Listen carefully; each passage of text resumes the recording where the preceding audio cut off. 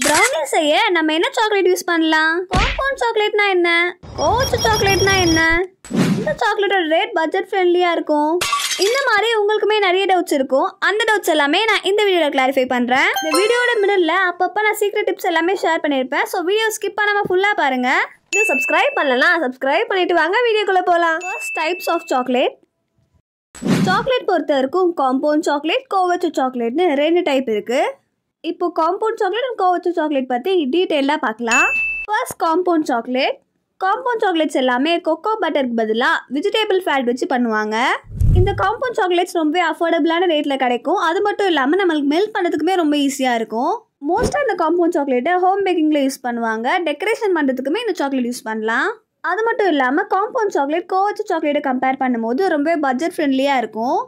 Next கோவச்ச chocolate. கோவச்ச chocolate பொறுத்த வரைக்கும் இந்த சாக்லேட்ஸ் எல்லாமே ரியல் கோகோ பட்டரால் பண்ணுறாங்க. இந்த கோவச்ச சாக்லேட் நம்ம காம்பவுண்ட் சாக்லேட்ஸை கம்பேர் பண்ணும்போது ரொம்ப ஸ்மூத்தாகவும் ப்ரொஃபஷனல் ஃபினிஷும் கொடுக்கும்.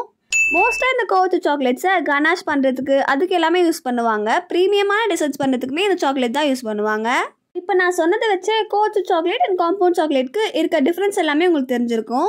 இப்போ நான் சொன்னதை வச்சு நீங்கள் என்ன சாக்லேட் சூஸ் பண்ணுவீங்கன்றதை கமெண்ட்டில் சொல்லுங்கள். Next difference between chocolate and compound. நம்மள நிறைய பேருக்கு என்ன டெசர்ட்க்கு என்ன மாதிரி சாக்லேட் யூஸ் பண்ணணும், காம்பவுண்ட் யூஸ் பண்ணணுமா சாக்லேட் யூஸ் பண்ணணுமான்ற டவுட் இருக்கும். இப்போ நம்ம அதை பற்றி தான் பார்க்க போகிறோம். கோவச்ச சாக்லேட் பொறுத்த வரைக்கும் நம்ம அதை டெம்பர் பண்ணி அதுக்கப்புறமா தான் யூஸ் பண்ண முடியும். அப்போ தான் நம்மளுக்கு அந்த கிளாஸியான ஃபினிஷ் கிடைக்கும்.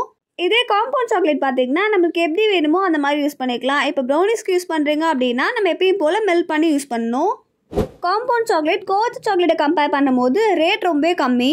இதே கோவச்ச சாக்லேட் ரேட் பார்த்தீங்கன்னா ரொம்ப காஸ்ட்லி. மோஸ்ட்டாக கோவச்ச சாக்லேட்டை ப்ரொஃபஷனல் பேக்கிங்க்கு தான் யூஸ் பண்ணுவாங்க. இதே நீங்கள் ஹோம் பேக்கிங் பண்ணிகிட்ருக்கீங்க, பட்ஜெட் ஃப்ரெண்ட்லியாக கஸ்டமர்ஸ் கேட்குறாங்க, இல்லை குயிக்காக ஏதாச்சும் ரெசிபி பண்ணணும் அப்படின்னா காம்பவுண்ட் சாக்லேட் யூஸ் பண்ணலாம்.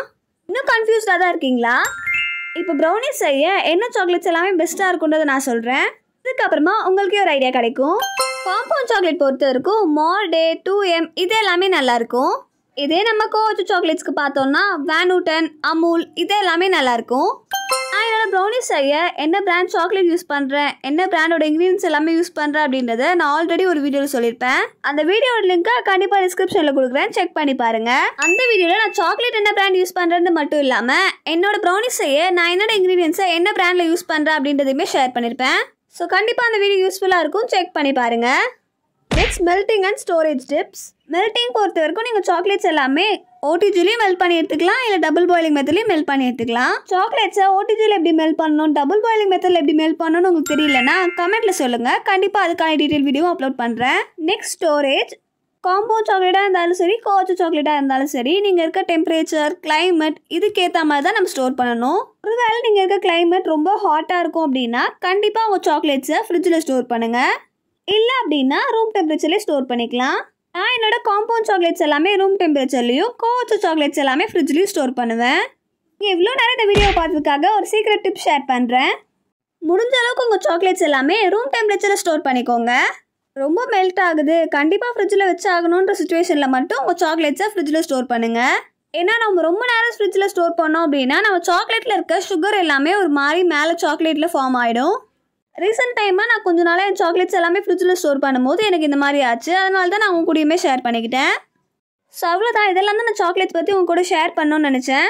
உங்களுக்கு இதுக்கப்புறமாவும் சாக்லேட்ஸ் ஆர் ப்ரௌனிஸ் பற்றி ஏதாச்சும் டவுட் இருந்துச்சு அப்படின்னா கண்டிப்பாக கமெண்ட்ஸை சொல்லுங்கள். எனக்கு தெரிஞ்ச ஆன்சரை நான் உங்களுக்கு கமெண்ட் பண்ணுறேன். கண்டிப்பாக இந்த வீடியோ யூஸ்ஃபுல்லாக இருக்கும்னு நினைக்கிறேன். யூஸ்ஃபுல்லாக இருந்துச்சு அப்படின்னா லைக் பண்ணிக்கோங்க. அப்போ தான் நான் நெக்ஸ்ட் வீடியோஸ் போடுறதுக்கு எனக்கு ஒரு மோட்டிவேஷனாக இருக்கும். இன்னும் சேனலை சப்ஸ்கிரைப் பண்ணால் பார்க்குறீங்கன்னா சப்ஸ்கிரைப் பண்ணிக்கோங்க. பக்கத்தில் இருக்க பெல் பட்டனுமே கிளிக் பண்ணிக்கோங்க. அப்போ தான் நான் போகிற வீடியோஸ் எல்லாமே உங்களுக்கு நோட்டிஃபிகேஷன் வரும். கண்டிப்பாக உங்கள் கேங்லேயுமே ஹோம் பேக்கிங், கேக்ஸ், ப்ரௌனிஸ் எல்லாமே பண்ணுற இன்ட்ரெஸ்ட் உள்ள ஒரு ஃப்ரெண்ட் இருப்பாங்க. அவங்களுக்கு இந்த வீடியோ ஷேர் பண்ணுங்கள். ஸோ அவ்வளோதான், நெக்ஸ்ட் வீடியோவில் பார்க்கலாம். டாடா, பாய் பாய்.